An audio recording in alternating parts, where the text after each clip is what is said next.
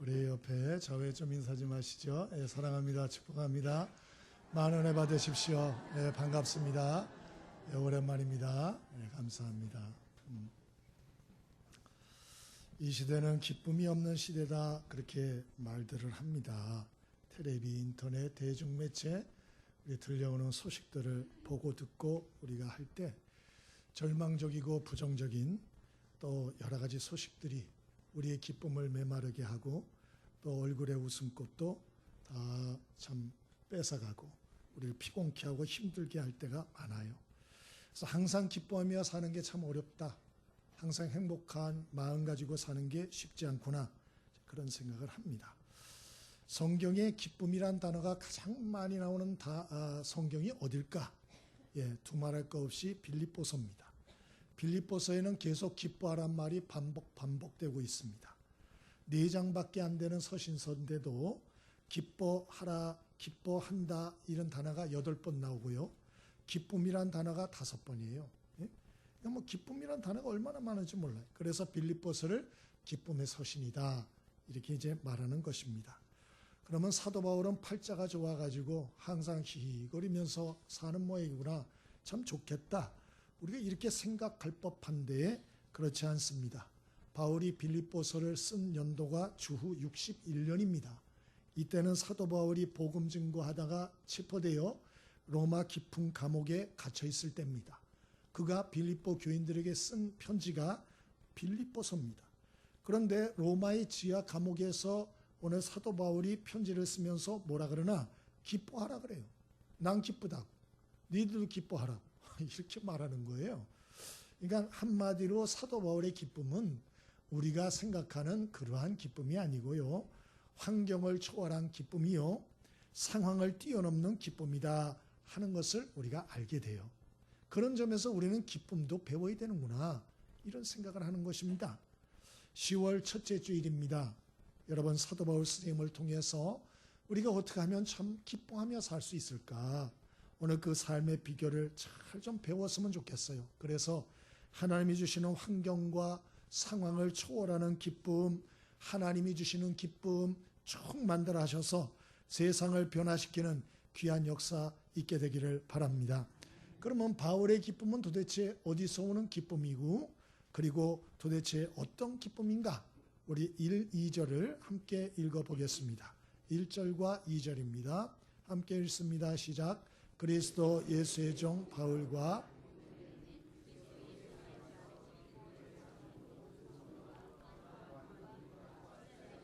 편지하노니 하나님 우리 아버지와 주 예수 그리스도로부터 은혜와 평강이 너에게 있을지어다. 아멘. 이 바울의 독특한 기쁨을 어떻게 표현할까? 저는 첫 번째로 오늘 존재론적 기쁨이다 이렇게 적어봤어요. 존재론적 기쁨이다. 바울은 1절에 자신을 그리스도 예수의 종이다 이렇게 표현합니다. 여러분 우리가 사업이나 직장생활 하는 분들은 명함을 가지고 다녀요. 그래서 명함을 주기도 하고 받기도 하지 않습니까? 그 명함에 보면 자기가 어떤 사람인지 나오죠. 그래서 그것을 과시를 위해서 활용하기도 하고 때로는 열등감에 빠지기도 합니다. 그런 점에서 내가 누구인가 바로 아는 것은 대단히 중요해요. 오늘 사도 바울은 서신서 초두에 자기를 소개합니다. 난 그리스도 예수의 종이다. 또 다른 곳에 보면 나는 예수 그리스도의 사도라 이렇게 기록하고 있어요. 그러니까 자기 존재 인식을 해서 고백함으로 서신을 시작합니다. 여러분 이런 점에서 내가 누구인가 바로 아는 것은 신앙생활에도 굉장히 중요하다 하는 걸 깨닫게 되는 것이죠. 그러면 성경은 우리를 누구라 하나? 첫 번째로 하나님의 피조물이라고 얘기합니다. 우리는 창조주가 아닙니다. 피조물입니다. 하나님의 형상대로 지음받은 피조물. 창세기 2장에 나오죠. 그러면 그게 끝이냐? 아닙니다. 그거로 끝났으면 좋은데 타락한 피조물이다 그렇게 말해요. 다른 말로 하면 우리는 타락한 죄인이다. 로마서 3장 23절 모든 사람이 죄를 범하였음에 하나님의 영광에 이르지 못하였다 그렇게 말씀했죠. 그러니까 사람은 실패한 피조물들이 되었어요.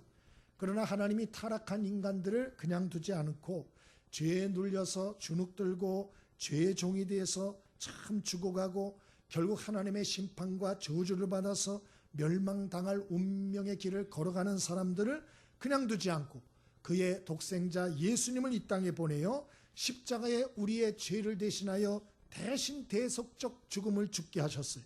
그래서 모든 인류로 하여금 죄와 죽음과 심판, 멸망에서 구원받는 길을 그 몸으로 십자가로 활짝 열어 놓으셨다.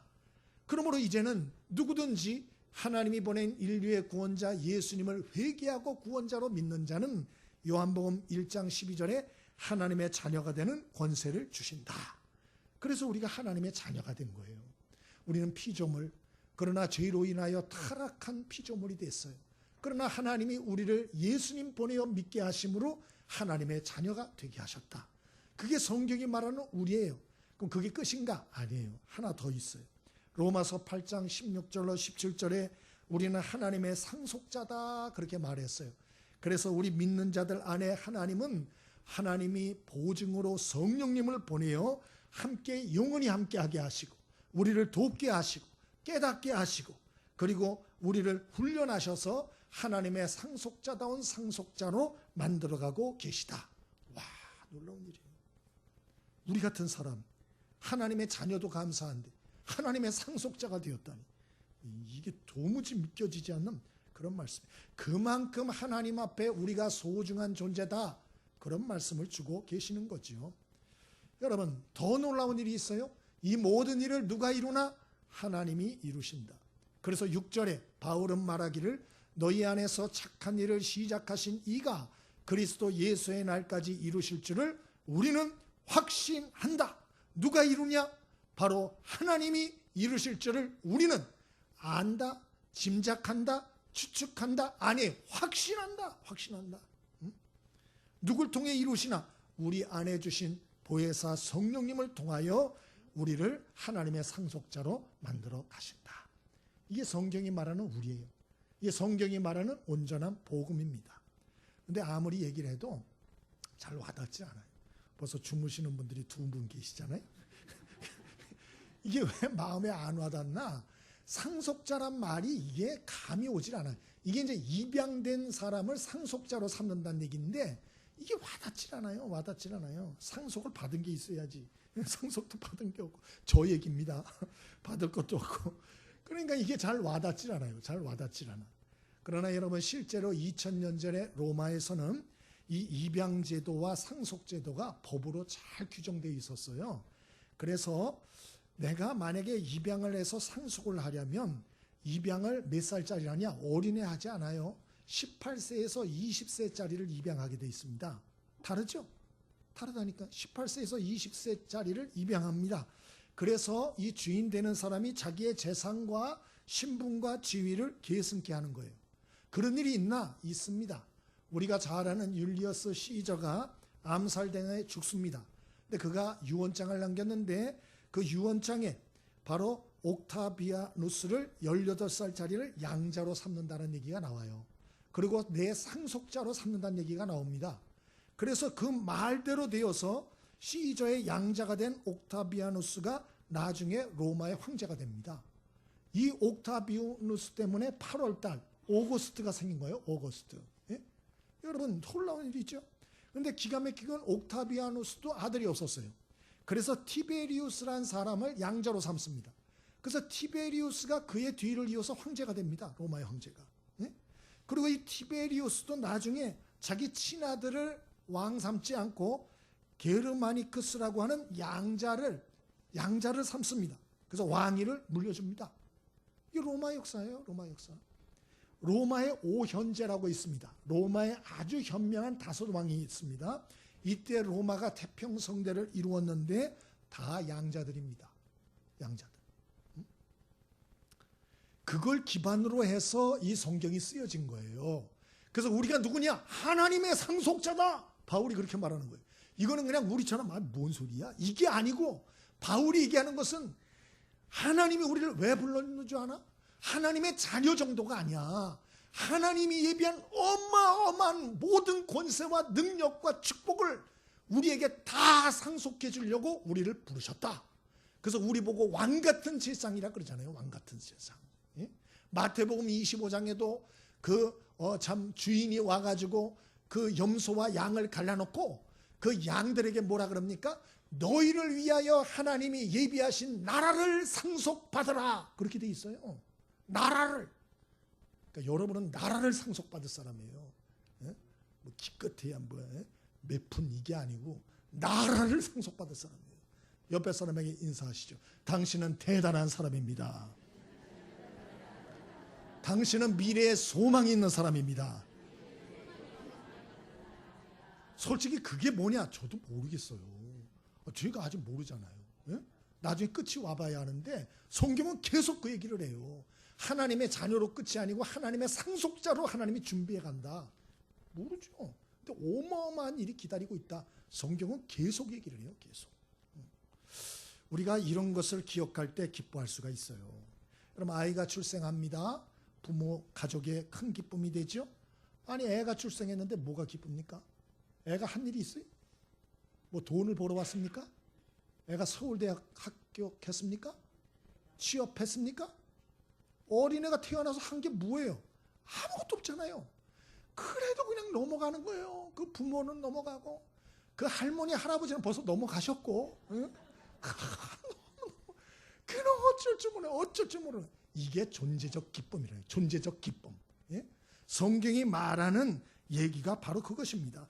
우리 존재 자체를 하나님이 기뻐하신다. 존재 자체를. 예? 그래서 성경 스바냐서에 귀한 말씀 나오죠. 스바냐 3장 17절에 너의 하나님 여호와가 너의 가운데 계시니 그는 구원을 베푸실 전능자시라. 그가 너로 인하여 기쁨을 이기지 못하여 하시며 너를 잠잠히 사랑하시며 너로 인하여 즐거이 부르며 기뻐하시리라. 정말 그런 말. 하나님이 우리 존재 자체를 착각하지 마세요. 여러분이 뭘 해서 기쁜 게 아니에요. 그냥 우리 존재 자체를 기뻐하시는 거예요. 깨달음이 있게 되길 바랍니다. 응? 전제 조건이 있어요. 그 뭐냐? 부모를 전적으로 믿고 자신을 의탁하는 거예요. 애기가 왜 이쁩니까? 여러분 애기들 이쁘죠?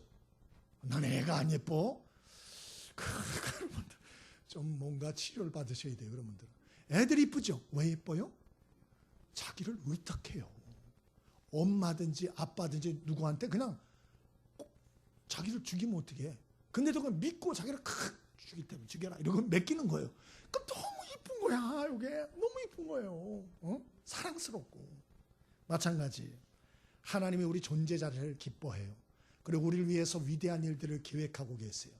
그러나 그러한 존재적인 기쁨을 왜 깨닫지도 못하고 누리지도 못하냐? 어른 행세에서 그래요. 어린아이처럼 겸손한 마음 가져야 되는데 어른 행세를 해. 여러분 그러면 존재적인 기쁨이 오지가 않아요.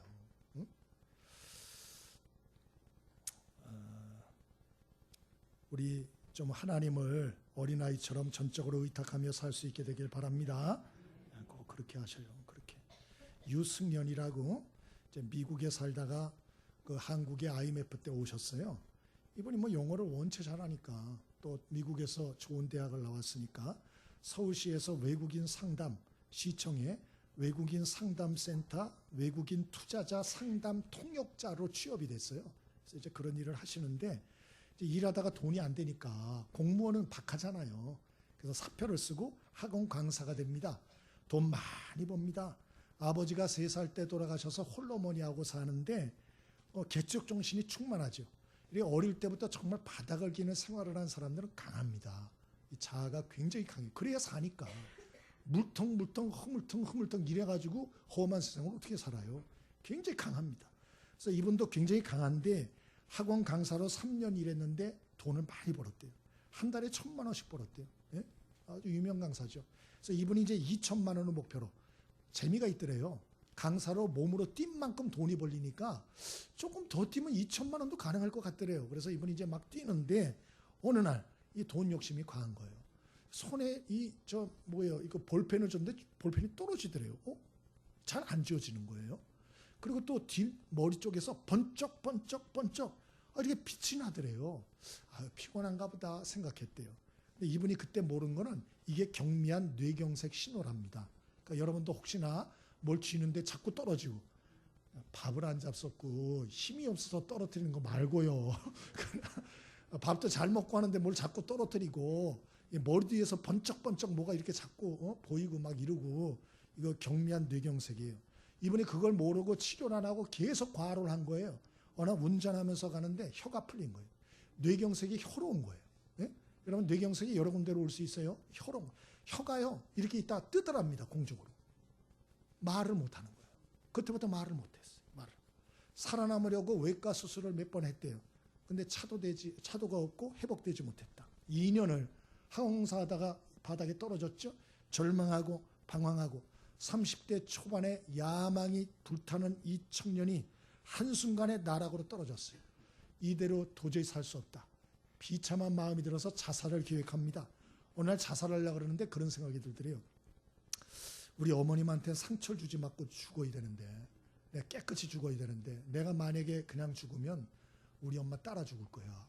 그래서 이분이 고민을 해요. 어떻게 죽으면 깨끗이 죽을 수 있을까? 그러다 언뜻 생각이 드는 게 엉뚱한 게 중학교 2학년 때까지 교회 다녔대요. 이 친구가. 교회를 다녔는데 수련회를 가가지고 하나님 앞에 서원기도를 하셨대요. 뭐라고 서원기도를 했나? 러시아 선교사로 가서 순교하겠다고. 그러고 있는데 웃기지도 않아서 러시아 선교사로 가서 순교를 하겠다. 그리고 중학교 2학년 때 뜨거운 마음에 그랬대요. 어떤 생각을 했나? 좋다. 내가 러시아 선교사로 가장해서 가가지고 그럼 우리 엄마가 교회 다니니까 내가 러시아 선교사로 가서 가장을 해서 순교해서 죽으면 우리 엄마가 좋아할 거 아니겠냐. 그래가지고 내가 러시아 가서 조용히 죽자. 그래가지고 그때부터 이제 공부를 했대요. 신학교를 가고 가장을 하더라도 신학교는 가야 되니까. 신앙 서적을 하고 읽고. 근데 어느 날 신앙 서적을 읽는데 그 책에서 피조물이라는 단어가 눈에 확 들어오더래요. 피조물. 나는 여태까지 내가 내 삶의 주인공인 줄 알았는데 내가 의사결정하고 내가 노력해서 살고 내가 주인이고 나 이렇게 살았는데 피조물이라는 단어가 가슴을 탁 치더래요. 내가 주인인가? 그 말씀이 자기를 치는데 어림없는 소리. 나는 내 인생의 주인이 아니었구나. 내 인생의 주인이 정말 계셨구나. 나는 내 잘못 하나도 책임질 수 없고 내 어머니 하나도 못 책임지고 내 혀 하나도 다스릴 수 없는 존재구나. 진짜 주인 하나님이 살아계셨구나. 하나님이 날 치셨구나. 이런 생각이 딱 들어요. 하나님이 깨달음을 주신 거죠. 그래서 성령이 그 마음을 만지기 시작하는데 대성통곡을 하면서 하나님 앞에 회개 기도를 했대요. 내 교만했던 걸 회개하고.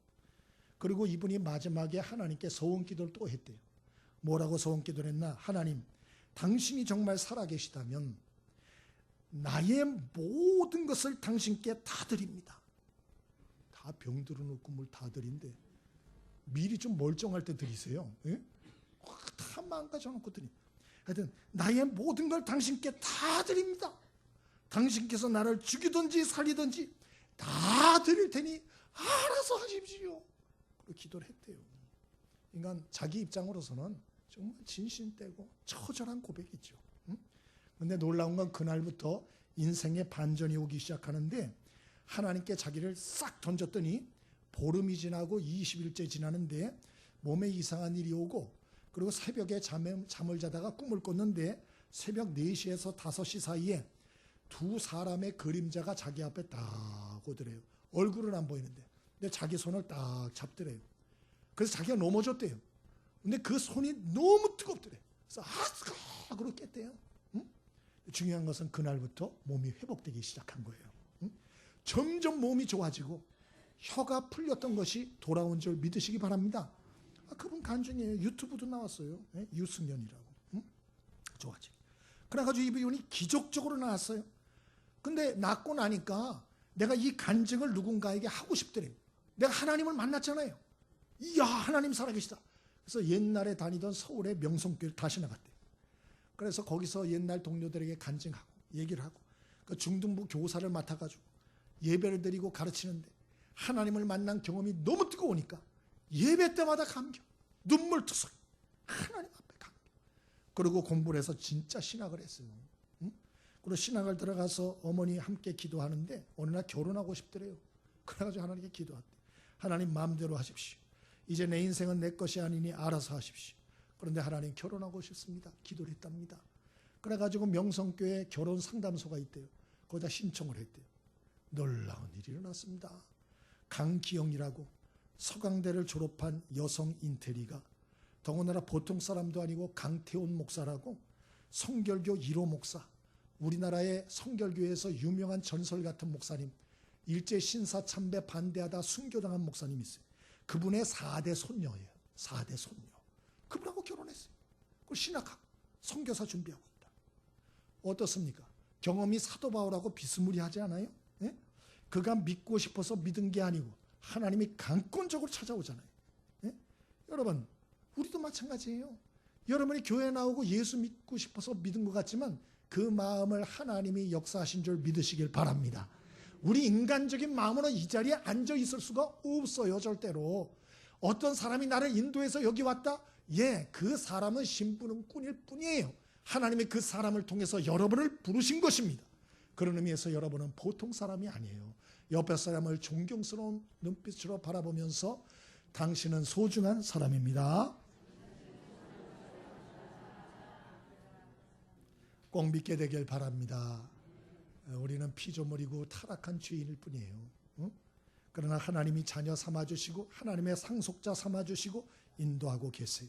어린아이 같이 겸손한 마음 가지고 감사하고 전적으로 의탁하고 살면 반드시 하나님의 놀라운 역사를 날마다 경험하게 될 줄 믿습니다. 존재론적 기쁨. 사도 바울이 가진 기쁨은 겸손함에서 오는 존재론적 기쁨이었어요. 두 번째로 사도 바울이 가진 기쁨은 어떤 기쁨입니까? 3절로 5절입니다. 함께 읽어봅니다. 3절로 5절 읽습니다. 시작. 내가 너희를 생각할 때마다 나의 하나님께 감사하며 간구할 때마다 너희 무리를 위하여 기쁨으로 항상 간구하며 너희가 첫날부터 이제까지 복음을 위한 일에 참여하고 있기 때문이라. 아멘. 사도 바울의 기쁨은 오늘 본문이 알려줍니다. 사명적 기쁨이다. 그렇게 말하고 있어요. 사명적 기쁨이다. 하나님 우리 존재 자체를 기뻐하세요. 그리고 우리를 자녀 삼아주시고 상속자 삼아주셔서 우리를 만들어 가십니다. 우리는 여러분 그러면 아무것도 안 해도 되나? 그렇지 않아요. 하나님의 자녀와 상속자로서 우리의 책임과 의무를 다할 필요가 있어요. 그게 무엇일까? 하나님의 기쁨을 위해 사는 것입니다. 그럼 하나님 뭘 기뻐하시나? 누가복음 15장에 분명히 말씀하셨어요. 돌아온 탕자, 잃어버린 양을 찾는 비유를 통해서 하나님은 이 세상에서 하나님을 떠나 잃어버려진 사람들, 그들을 찾아 구원하는 것을 가장 기뻐하신다. 그렇게 말씀해요. 그러므로 우리도 내 자신의 기쁨에만 몰두하지 말고 하나님의 기쁨을 위해서 살 필요가 있어요. 다른 사람의 기쁨을 위하여, 다른 사람의 구원을 위하여 삶의 초점을 맞추고 살 필요가 있다. 오늘 빌립보서의 이 빌립보 교회도 사도 바울이 전도해서 세운 교회예요. 여러분은 전도해서 세운 교회 물론 없지만 여러분이 전도하여 세운 사람이 한 사람이라도 있습니까? 오늘 바울이 빌립보 교회를 세웠다니까요.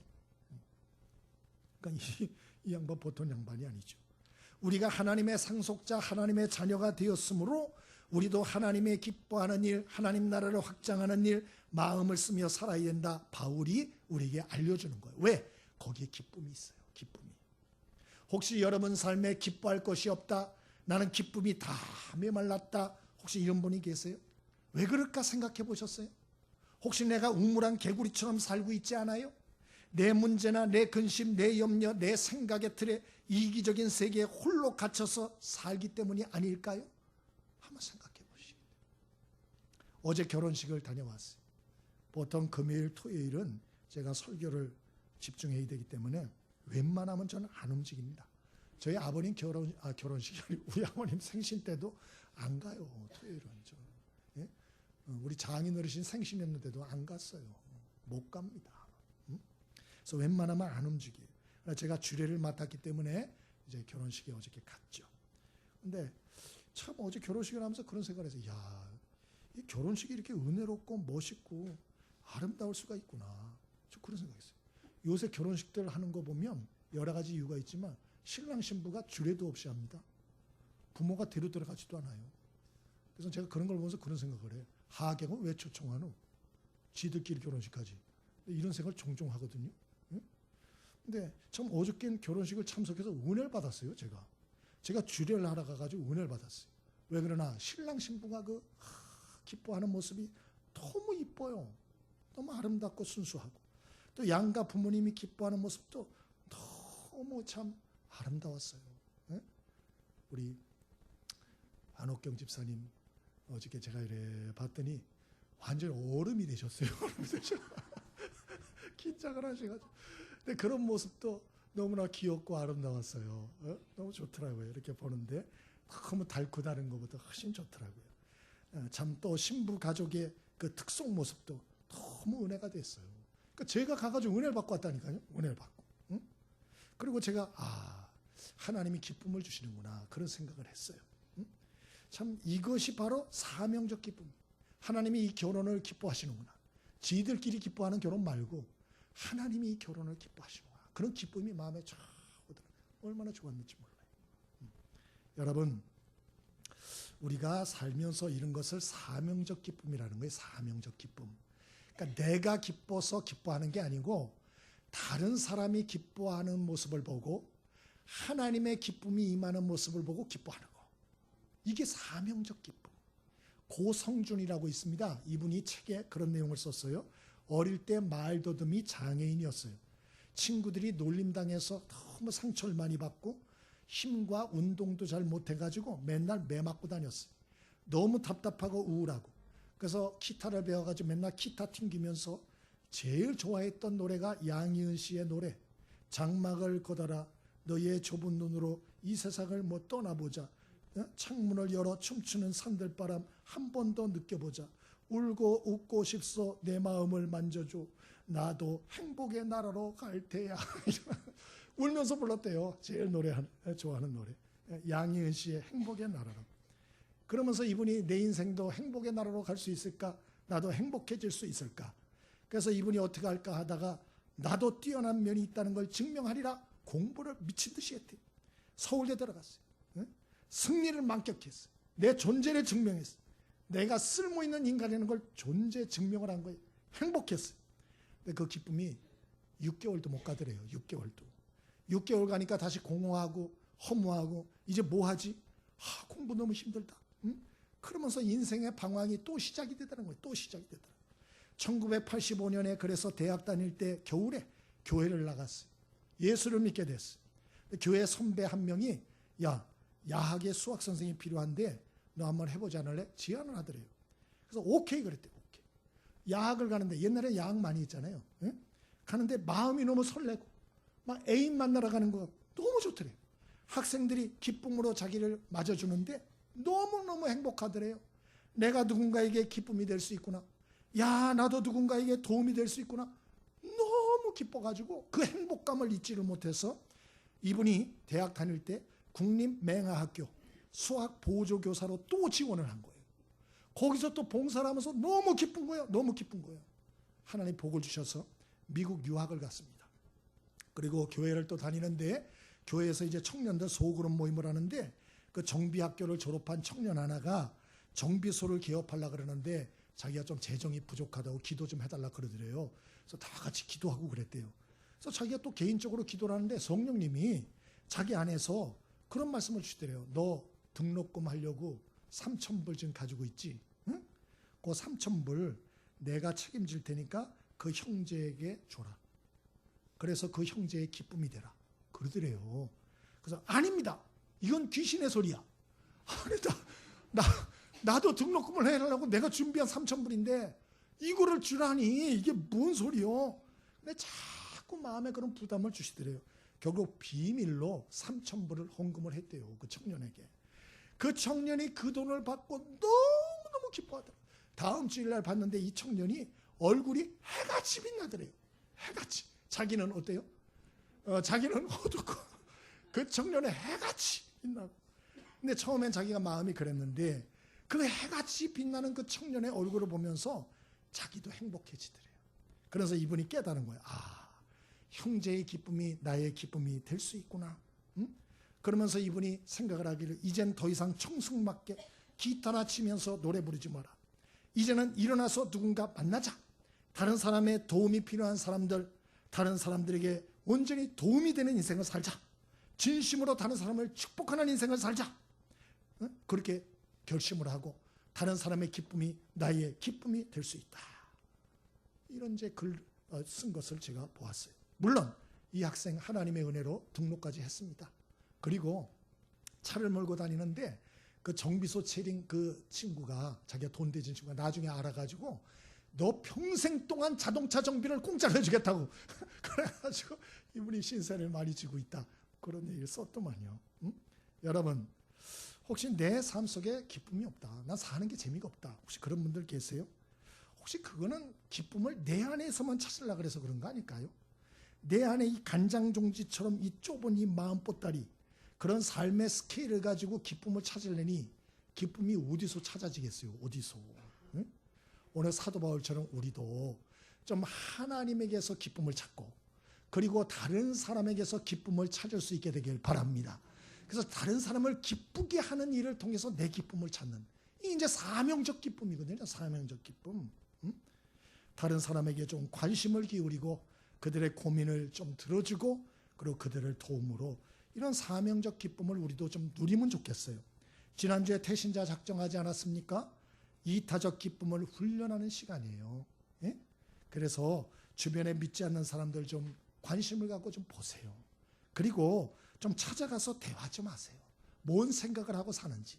요새 그래 뭔 생각하고 사세요? 예? 요새 좀 어려운 일은 없으세요? 힘든 일은 없으세요? 이렇게 한번 좀 물어보세요.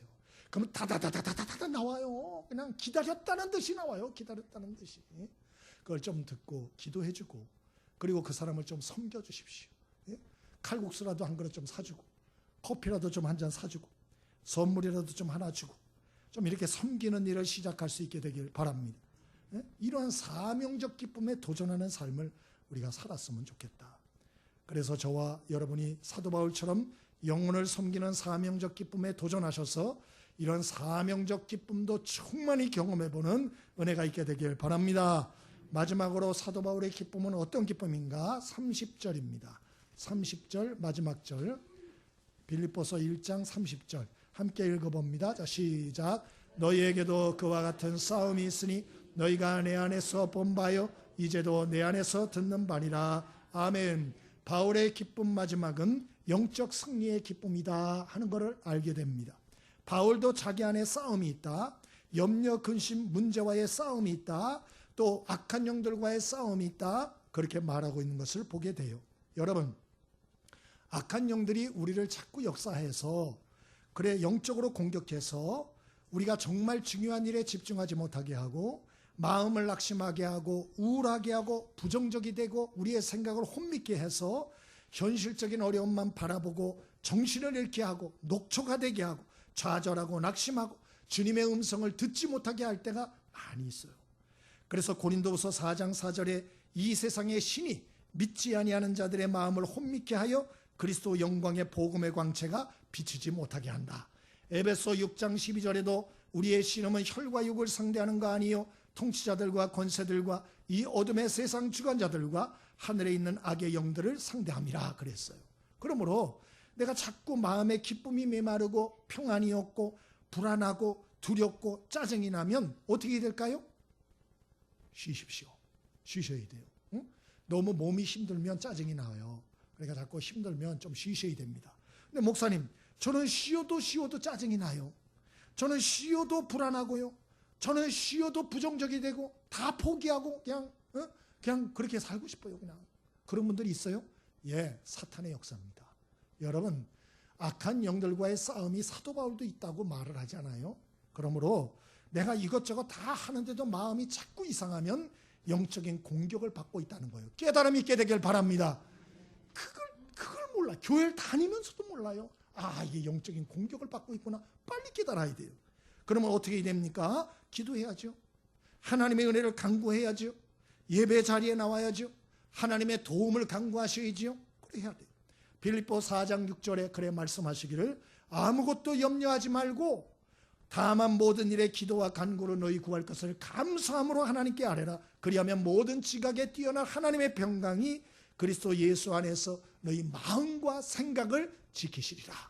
그렇게 말씀했어요. 여러분, 저는 그런 분들 많이 봤어요. 막 살기 싫고 짜증나고 막 뭐 신앙이 보고 다 팽개치고 싶고 막 이런 분들이 교회 와서 예배 탁 드리고 나면 내가 그런 생각을 언제 했지? 내가 왜 그런 생각을 했지? 이런 분들이 있어요. 네? 그리고 또 가가지고 살면 또 마음이 이상해지고, 이게 벌써 영적으로 공격받고 있는 거예요. 근데 이걸 자기만 몰라. 자기만. 안타까운 것이에요. 안타까운 것이에요. 여러분, 저와 여러분이 영적인 싸움이 있다는 걸 꼭 기억하시길 바랍니다. 감나무의 참 위에 아주 그 참 노란 감이 잘 익었어요. 여러분, 그 아래에서 입 벌리고 하고 있으면 감이 입속으로 뚝 떨어지겠죠? 그렇습니까? 그럴 확률이 높을까요? 낮을까요? 네, 낮습니다. 떨어지려고 그래, 떨어지려고 그래. 근데 까치가 탁 채갑니다. 떨어지려고 그래 하는데 옆으로 툭 떨어집니다. 여러분, 입으로 떨어질 확률이 높지 않아요. 네? 우리가 영적인 공격이나 영적인 싸움들이 있어요. 힘듭니다. 사도 바울도 얘기하잖아요. 싸움이 있다고. 근데 내가 가만히 있으면 누가 대신해서 싸워주나? 아니에요. 아니에요. 내가 하나님께 나가 기도하고 부르짖고 예배하고 찬송하고 하나님의 은혜를 간구하는 자리에 나와야 돼요. 그리고 함께 찬양해야 돼요. 하나님의 말씀 들어야 돼요. 하나님의 은혜를 간구하셔야 돼요. 깨달음이 있게 되길 바랍니다. 그러면 하나님이 하늘의 기쁨을 주셔요. 하늘의 은혜를 주시고 위로를 주시고 평안을 주시는 거예요. 그래서 이런 영적인 싸움에 승리할 때 우리에게 오는 기쁨들이 있어요. 바울은 그 얘기를 하고 있는 것입니다. 여러분 안에 기쁨이 있습니까? 그 기쁨이 의미가 있습니까? 보람이 있는 것입니까? 영원한 것입니까? 생각해 보세요. 아니면 잠시 잠깐뿐인 것입니까? 쾌락적인 기쁨, 소비적인 기쁨은 잠깐이에요. 또 허무해요. 또 공허할 뿐이에요. 남는 게 아무것도 없어요.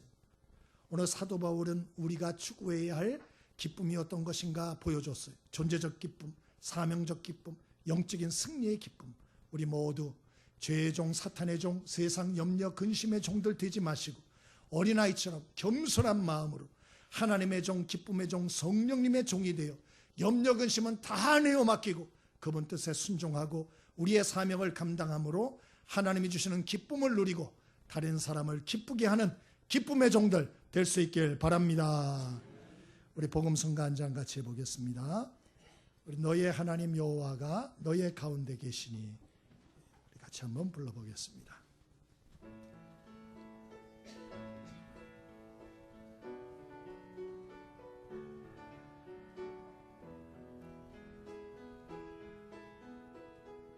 너의 하나님 여호와가 너의 가운데, 너의 하나님 여호와가 너의 가운데 계시니, 그는 구원을 베푸실 전능자, 그는 구원을 베푸실 전능자시라, 전능자시라. 그가 너로 인하여 기쁨을, 그가 너로 인하여 기쁨, 이기지 못하시며 이기지 못하시며 너를 잠잠히 사랑하시며 너를 잠잠히 사랑하시며 즐거이 부르며 즐거이 부르며